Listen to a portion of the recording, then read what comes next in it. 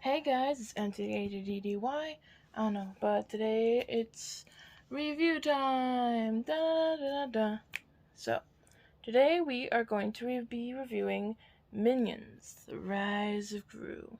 Now I have seen all of the Despicable Me movies and the Minions movie, and oh my lordy, guys, there was a lot of references. We saw how Gru met Dr. Nefario. We saw the bank manager, Victor's dad, and we saw a picture of Victor and how even in the beginning, Gru didn't really like Victor. Um, we saw a, a nod to Scarlet Overkill. Um, we saw Gru's mom, of course. How Dr. Nefario builds Gru's, like, what's it called? The ship that he drives in the first movie. That um, we see that the AVL is more of a thing nowadays. Well, back then, but also nowadays.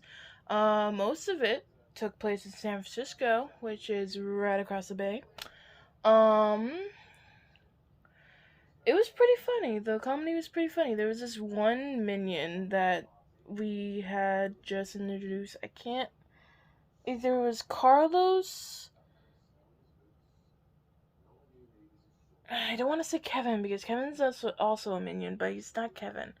He's like this. He has braces on too, which is also weird. I can't remember the minion's name, but basically, this little fat bracelet minion basically made the movie happen. Basically, because Gru wanted to be a part of the Vicious Six, right? Which is like this big bad guy group, right? And so they don't let him in because he's a child, and so he steals an artifact from them and tries to, steal it away and go back. And then when the fat braced minion gets a hold of the emerald, and Gru says, "Okay, now take it home. I'll distract them." And what does he do? He trades it for a pet rock. And apparently, back then, it was a popular item. It's a rock. How is it popular? Now, I don't know how it's popular, but I suspect that the pet rock and NFTs are on the same wheelhouse. They have no value whatsoever, but something to look at. That's all I'm guessing.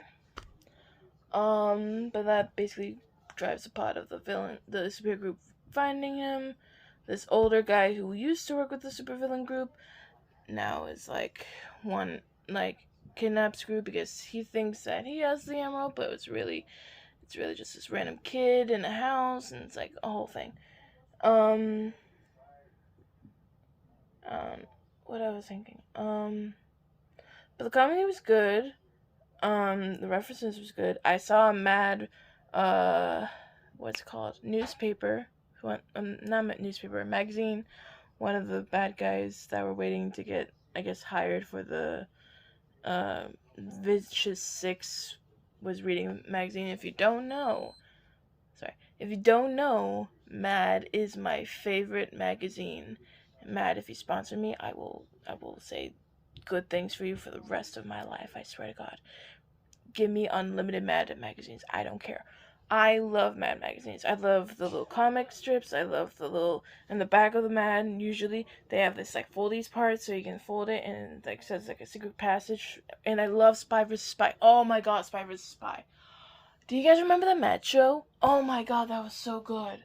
Oh, and then they stopped airing it. But I love the Spy vs Spy stuff. Oh my God, that was my favorite. But now they don't make it anymore. It's like so sad. And you can only find it sometimes in convenience stores. Which is a shame. It's a goddamn shame. But M.A.D.D.Y, if you want to sponsor me, hook a boy up. But other than that, it was pretty good for comedy. And my dad stayed up for the whole thing.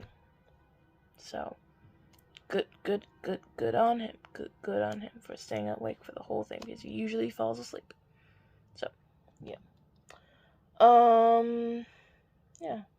The plot was kind of gratuitous, but it's a children's movie, so what did I expect? I didn't But, gratuitous is what children's movies are. And, as an adult watching kids' movies, it's kind of self-explanatory. But it was pretty good. I don't know. If I was probably younger, I'd enjoy it a whole lot more, but I still enjoy it. It was a very funny movie. Some of the jokes didn't land. Some of the references I didn't get because most of them were just 80s references or 70s references that I don't understand. So we got that going for us. But yeah, that's basically it.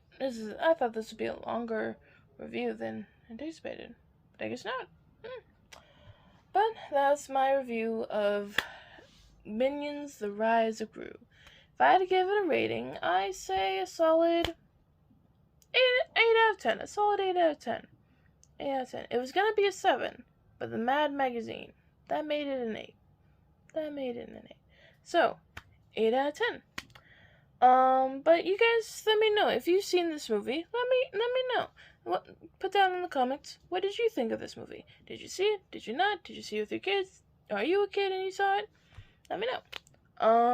But yeah, this has been M.A.D.D.Y, and I'll see you guys next time. Peace.